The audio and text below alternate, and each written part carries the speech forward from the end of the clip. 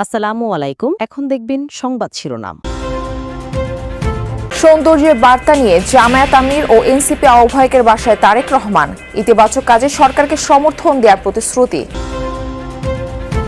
আপাতত গুলশানের ভাড়া বাসাতেই থাকবেন নতুন প্রধানমন্ত্রী। রাষ্ট্রীয় অতিথি ভবন যমুনা প্রস্তুত হওয়ার পর সেখানে উঠতে পারেন তারেক রহমান।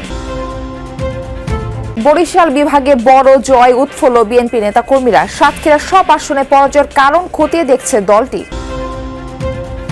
নতুন সরকারের সামনে দুর্বল আর্থিক খাত টেনে তোলার চ্যালেঞ্জ। সুশাসন প্রতিষ্ঠা ও সংস্কার কার্যক্রম অব্যাহত রাখার পরামর্শ।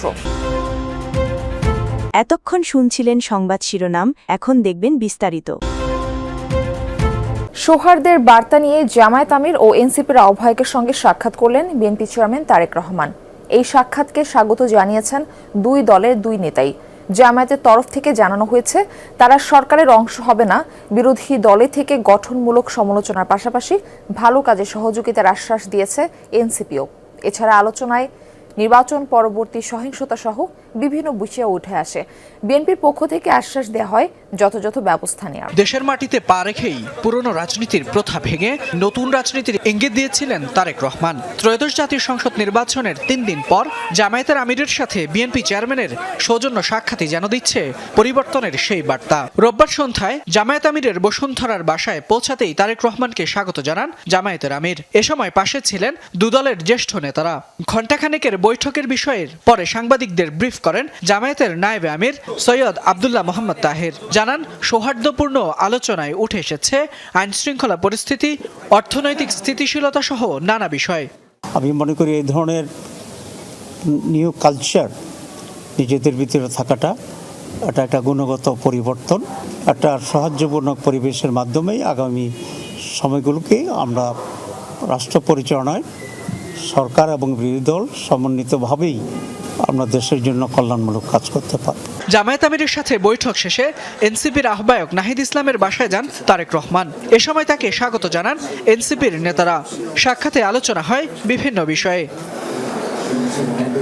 পরে গণমাধ্যমকে এনসিপির সদস্য সচিব আখতার হোসেন বলেন, এই সাক্ষাৎ রাজনৈতিক সংস্কৃতি পরিবর্তনের আভাস। নির্বাচন পরবর্তী যে সহিংসতাগুলো বিভিন্ন জায়গায় ঘটছে সেই বিষয়গুলো নিয়েও আমরা জনাব তারেক রহমানকে জানিয়েছি এবং তাদের দলের তরফ থেকে সেই বিষয়গুলোতে ব্যবস্থা গ্রহণ করা হবে বলে মির্জা ফখরুল ইসলাম সাহেব তিনি আমাদেরকে আশ্বস্ত করেছেন।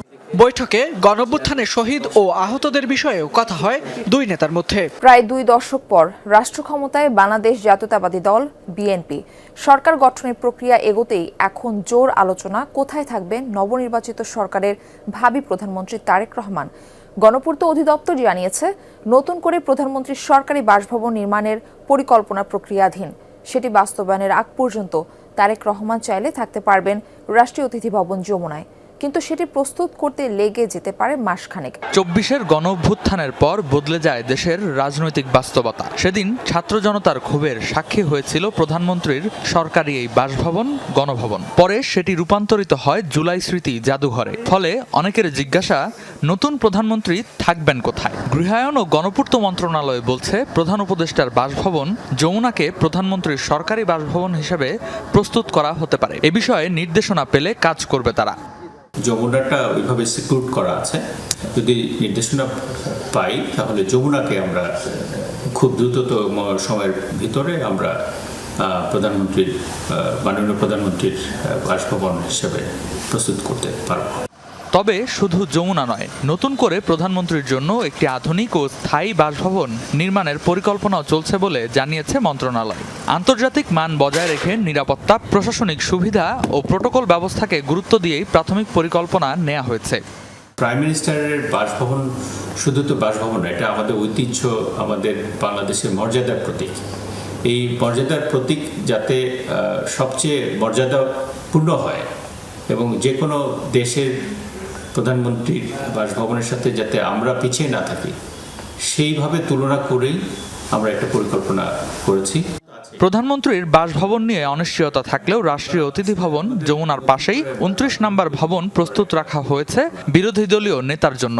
90-এর দশকে এ ভবনটি বরাদ্দ ছিল তৎকালীন বিরোধী নেতাদের জন্য। বরিশাল বিভাগের 21 আসনের 18টি পেয়েছে বিএনপি জোট। নির্বাচনের আগে নানা জল্পনা কল্পনা থাকলেও নির্বাচন শেষে জামায়াত ইসলামের প্রাপ্তি মাত্র 2টি আসন, আর ইসলামী আন্দোলন একমাত্র আসনটি পেয়েছে দক্ষিণাঞ্চল থেকে। বিএনপি মনে করে নির্বাচনের আগে দলের চেয়ারম্যানের বরিশাল সফর ভোটারদের মাঝে ইতিবাচক প্রভাব ফেলেছে। বিএনপির দুর্গ হিসেবে পরিচিত বরিশাল 1978-এ বিএনপি প্রতিষ্ঠার পরের বছর 79 নির্বাচনে দক্ষিণ অঞ্চল থেকে 11টি আসন পায় দলটি। 2001 সালে বেড়ে দাঁড়ায় 17-তে। 2008 সালে আওয়ামী লীগের কাছে পরাজয়ের পর এবারের নির্বাচনে আসনগুলো পুনরুদ্ধার করে বিএনপি। দক্ষিণ অঞ্চলের 21 আসনের মধ্যে 16টি পেয়েছে এককভাবে। জোটবদ্ধভাবে প্রাপ্ত আসন সংখ্যা 18। মানুষের যে বিশ্বাস, এটার প্রতি আমরা রেসপেক্টটা রাখতে পারি এবং সম্মানটা করতে পারি। এটা একটা দায়িত্ব, এটা একটা বড় আমানত। মানুষের প্রত্যাশা অনুযায়ী যদি তাদের নাগরিক অধিকার প্রয়োগ করতে পারে, তাহলে মানুষ যে ধানেশীরকে বেছে নেয় এই নির্বাচনের মাধ্যমে সেটাই প্রমাণ হয়েছে। 21 আসনের মধ্যে 2টিতে জয় পেয়েছে 11 দলীয় জোট প্রার্থীরা। পিরোজপুর 1-এ বিজয়ী হয়েছেন মরহুম দেলোয়ার হোসেন সাইদির ছেলে মাসুদ সাইদি। তবে পিরোজপুর 3 আসনে হেরেছেন শামীম সাইদি। এককভাবে 258টি আসনে প্রার্থী দিয়ে শুধুমাত্র বরগুনা 1-এ জয় পেয়েছে ইসলামী আন্দোলন বাংলাদেশ। সামষ্টিক অর্থনীতি স্থিতিশীলতা ফিরিয়ে আনার পাশাপাশি দায়িত্ব নিয়েই দুর্বল আর্থিক খাত টেনে তোলা চ্যালেঞ্জ মোকাবেলা করতে হবে নতুন সরকারকে। সুশাসন প্রতিষ্ঠায় এগিয়ে নিতে হবে চলমান সংস্কার কার্যক্রম। মনোযোগ দিতে হবে পাহাড় সমান খেলাপি ঋণ ব্যবস্থাপনায়। বিনিয়োগকারীদের আস্থা ফেরাতে শক্ত ভিত্তির উপর দাঁড় করাতে হবে পুঁজিবাজারকে।